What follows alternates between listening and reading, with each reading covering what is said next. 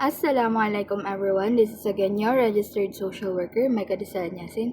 So, ang pag-uusapan naman natin is about HBSE, Personality Development. So, please follow me on my TikTok and also on my YT channel at MyCarSW. Same lang sila ng profile dito sa TikTok ko. So, without further ado, let's now proceed on the first slide. Ang pag-uusapan naman natin ngayon is yung mga earlier theories. Kibale, mga tao to. Okay? So, pinakaunang-una sa lahat, si Hippocrates. Hippocrates, siya yung nasa picture, siya yung nandito. Yan si Hippocrates. Ang theory ni Hippocrates is theory of the four humor. So, ano ba yung tinatawag nating four humor?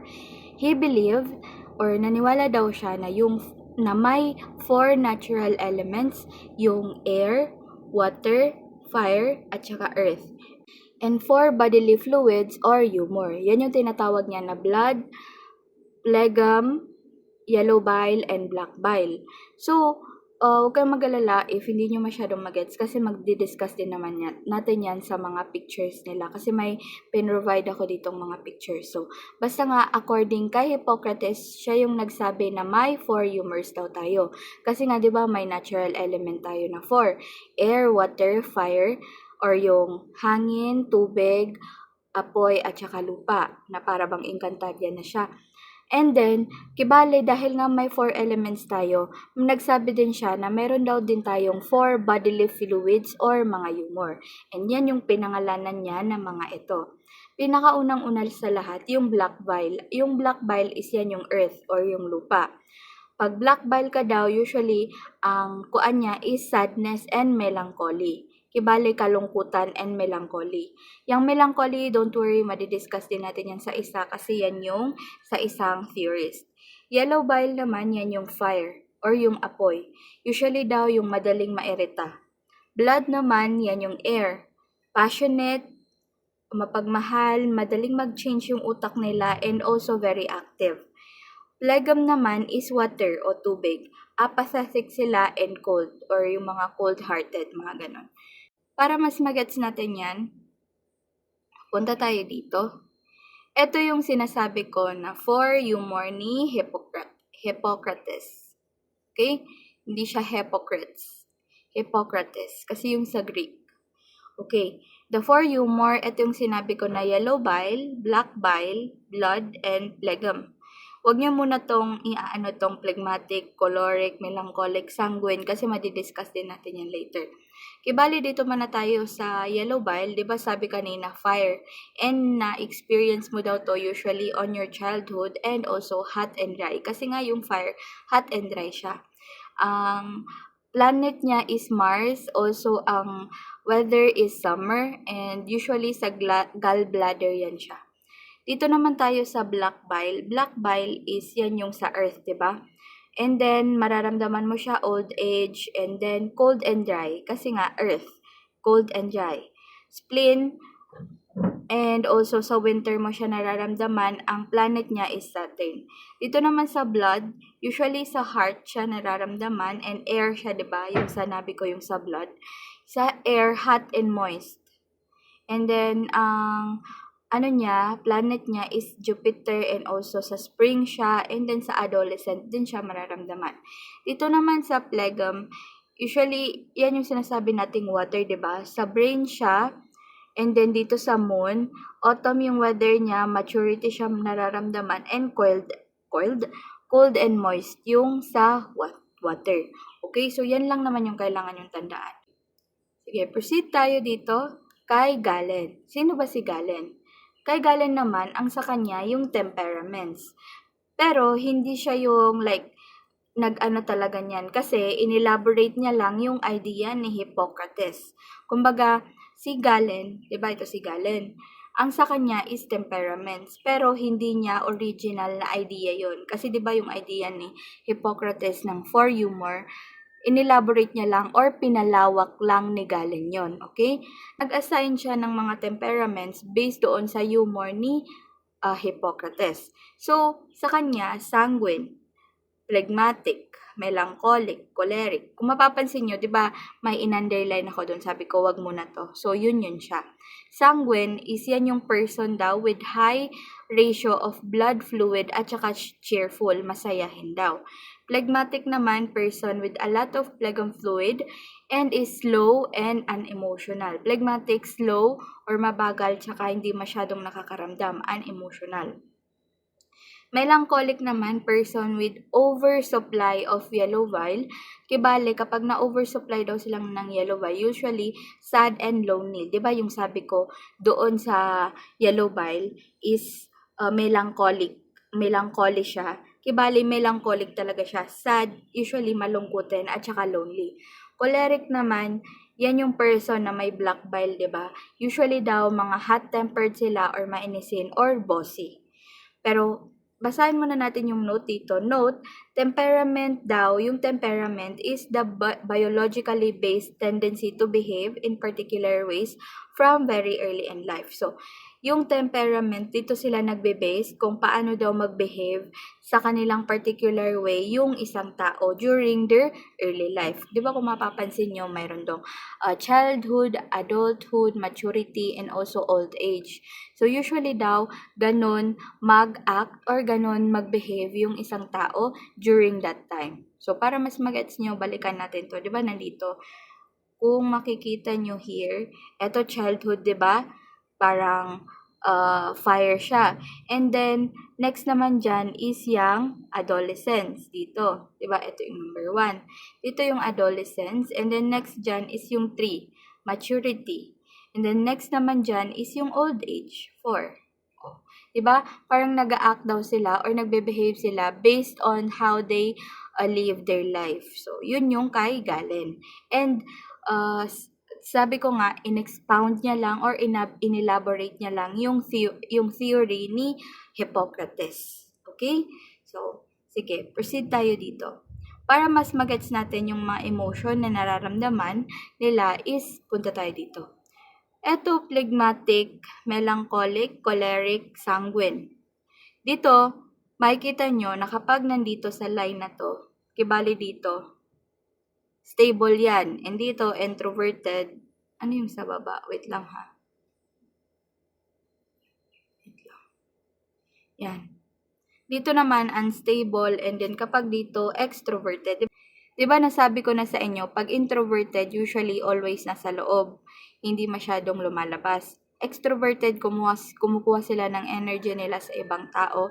Stable yung pamumuhay nila. Unstable, hindi stable. Magkasalungat lang yan. Yung eto magkasalungat, etong dalawa, eto, magkasalungat din to. Sige. Dito sa phlegmatic, ang usually daw na behavior nila is eto, calm sila, even-tempered. Calm sila pero may pagka-mainisin din naman, reliable, mapapagkatiwalaan, controlled, or parang possessive, obsessive, parang maganon.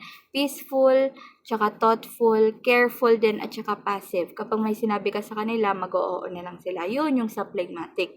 Melancholic naman daw, moody, or parang maraming iniisip, rigid, sober, pessimistic, reserved, hindi masyadong nagsasalita, at saka quiet.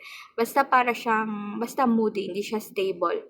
Choleric naman, sila yung mga active, yung optimistic, yung parang very positive in life, impulsive, madaling mag-change yung mga plano nila, excitable, parang parang kapag nakasama mo, always excited, aggressive, restless, at saka touchy.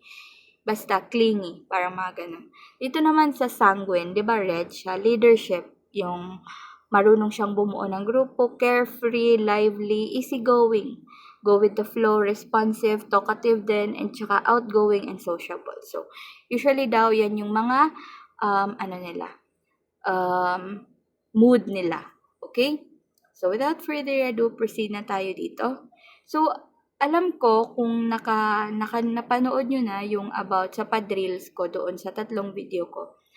na-discuss ko na yung first impression and pseudoscientific method. Pero since nga for the sake of the discussion, i-discuss ko na lang siya ulit para na din alam ng iba na hindi niya napanood yun. So first of all, first impression. First impression, basta ito yung first impression sa'yo ng isang tao. Kumbaga kapag nakita kita and then maganda yung damit mo, first impression ko sa'yo, siguro mayaman to. Siguro anak siya ng mayor. O siguro ganito. Or pag may nakita kong may car ka, siguro rich kid to. Or siguro ano to, parang upper class. Yun yung first impression. Or kapag may nakasalamuha ka, hindi ka nag-smile, sasabihin niya, ay masama ang ugali. Ay parang hindi naman siya namamansin, hindi naman niya deserve yung ganito ganyan. So yun yung first impression ng isang tao sa'yo.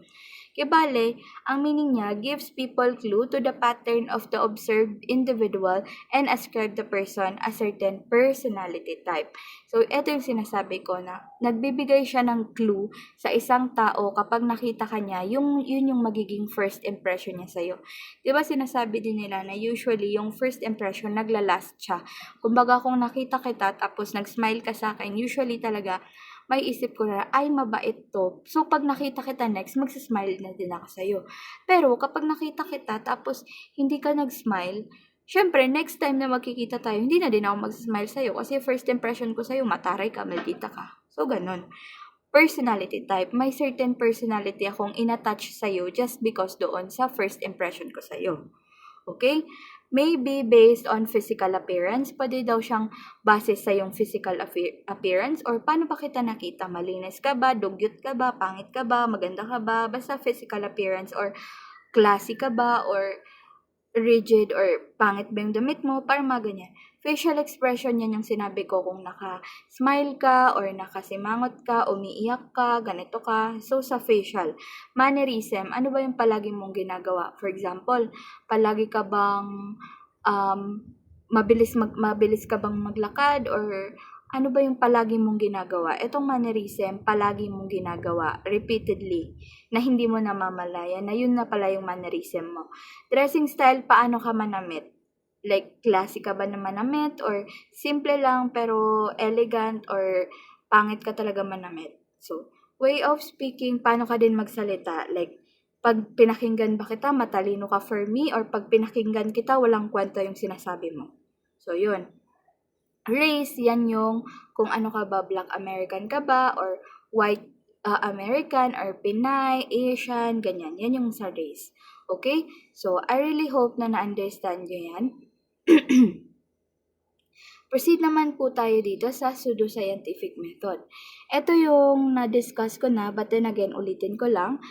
Physiognomy by Cesar Lombroso. So, yung physiognomy, galing yan kay Cesar Lombroso. Wag niyong kakalimutan yan ha. What if lumabas kasi sa board exam? At least, alam niyo na kanino galing yung physiognomy.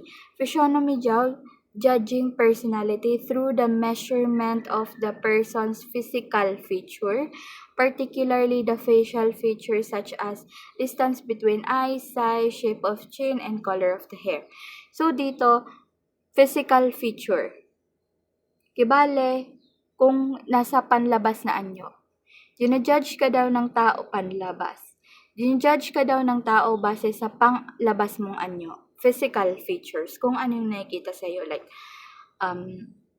pilay ka ba? Hindi ka ba makikita? Maganda ba yung mata mo? Matangos ba yung ilong mo? Or pango? Or basta anything else na nakikita sa physical features mo, especially daw sa pagmumukha mo. Like, okay ba yung mata mo? Or okay ba yung shape ng ganito mo? Or ano yung color ng buhok mo? Like, blue, pink, ganyan. So, yun ang pseudoscientific.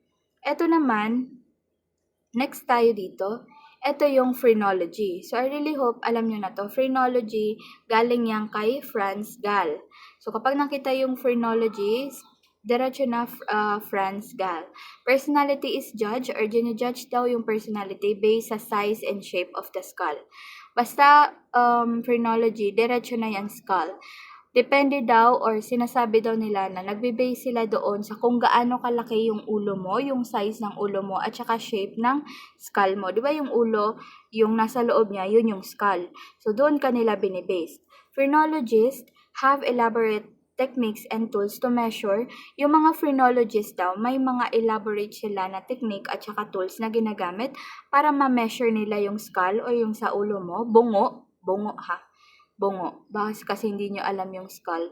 Bungo, and translate measurements into corresponding personality characteristic. Ito yung sinasabi nila na kapag nakita mo yung ganito kalaking ulo, masama siyang tao. Or kapag may nakita kang very cute yung ulo, very feminine, mabait siya.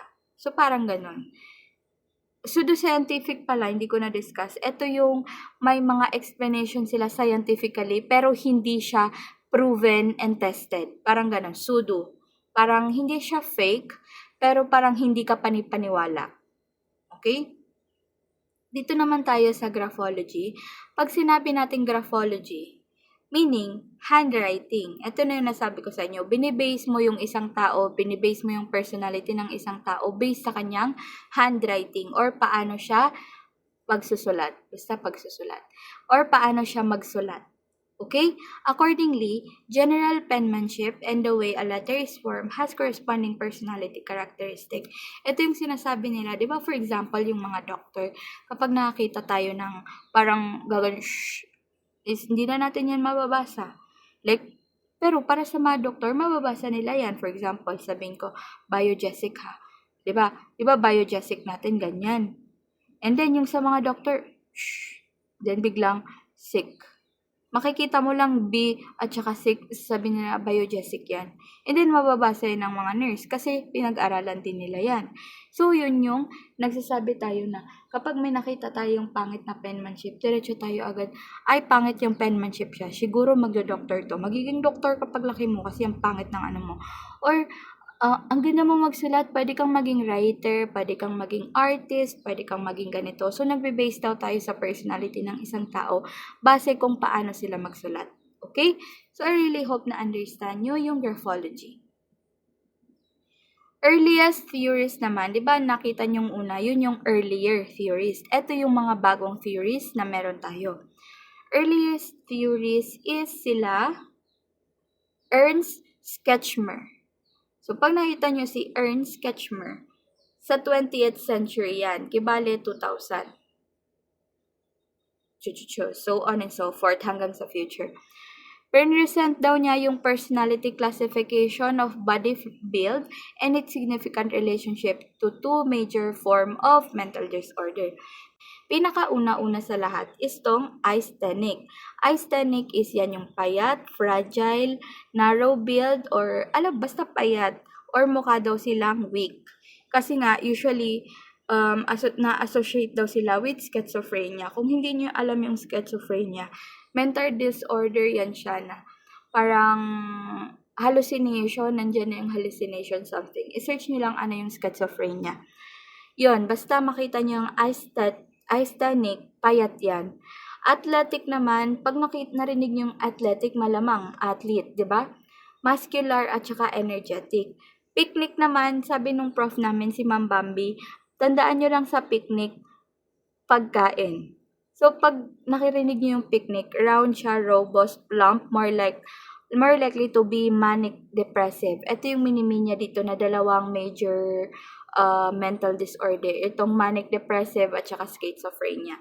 Basta nakita niyo yung picnic, yan yung mataba or round or robust. Basta matataba.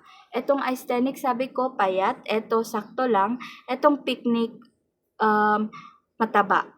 Dito naman sa dysplastic, yan yung malproportionate body or a combination of the above build. Etong dysplastic, yan yung combination ng tatlo. Yan, combination ng asthenic, athletic, picnic. So, wala na tayong may papakitang picture niyan kasi ang hirap niyang hanapin sa Pinterest. Pero, tandaan nyo lang, asthenic, payat, athletic, sakto, picnic pagkain, mataba, dysplastic, silang tatlo. Pinagsama-sama silang tatlo. Okay? So, dito naman tayo kay William Sheldon. So, I think na-discuss ko na din to doon sa mga pa-drills ko. But then again, i-discuss pa din natin. So, kay William Sheldon naman daw, sa kanya yung constitutional theory of personality. May na-identify siyang tatlong primary components ng body build. Yun yung endomorph, mesomorph, at saka ectomorphy. dito tayo muna sa endomorphy. Endomorphy with viscerotonia is sociable. Ito yung mataba. 'Di ba yung sa ito yung kumbaga dito yung picnic. Ito yung mataba. Mesomorphy naman, somatotonia, competitive kasi nga athletic sila, 'di ba? Ito yung mga athletic. Dito naman sa ectomorphic, ito yung mga payat. Cerebrotonia, introverted. Sila yung mga payat. Ito yung sa asthenic, 'di ba? Ito yung payat. So, basta tatandaan nyo, endo, mataba, ecto, payat. Tandaan nyo lang dito yung D. 'Di ba mataba yan? Yung T, payat. O, endo, mataba, ecto, payat. Meso, balance. Like athletic, muscular. So, para mas magets nyo, punta tayo dito.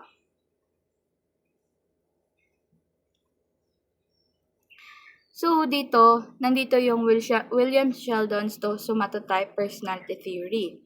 So, di ba mapapansin nyo, endomorph, round at saka soft yung body. So, mataba. Usually, mahilig sa pagkain, picnic. Dito nyo, yung picnic. And then, mesomorph, yan yung muscular athletic. Ito dito, yung athletic. Yung nasa taas, yung kay Ernst. Ito, ectomorphic, di ba sabi ko sa inyo, payat, thin body and lean. Ito yung asthenic. Okay? So, body characteristic nila, round yung body nila, soft and flabby or chubby, higher fat content kasi nga mataba, short and relaxed posture. Di ba usually yung matataba?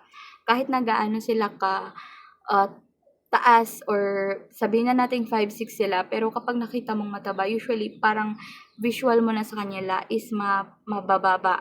Okay? Dito naman tayo sa muscular, strong, yung may mga muscle, broad yung shoulder, malalaki yung shoulder, well-proportioned. Basta, alam mo yun, balance yung katawan nila, high energy and stamina kasi nga athletic sila, di ba? Dito naman sa ectomorphic, usually mga payat, mga narrow, maliliit yung shoulder, low yung muscle nila, wala silang masyadong muscle, and also long limbs and delicate build. Kumbaga, matataas silang tingnan kasi nga mga payat sila. Okay? Personality traits naman nila ang sa endo, sociable, mahilig makipaghalubilo, friendly, comfort-loving, relaxed, easygoing, and also funny. Diba sinasabi nila kapag mga matataba, usually mga funny sila. Personality traits, energetic kasi nga magalaw sila, diba? Ambitious, dominant, confident, adventurous, competitive, like leadership and challenges kasi nga athletic yung body nila. Dito naman sa ectomorphic, usually daw sila yung mga matatalino, introverted, sensitive, thoughtful, usually nag-iisip, perfectionist, creative, and imaginative. Okay?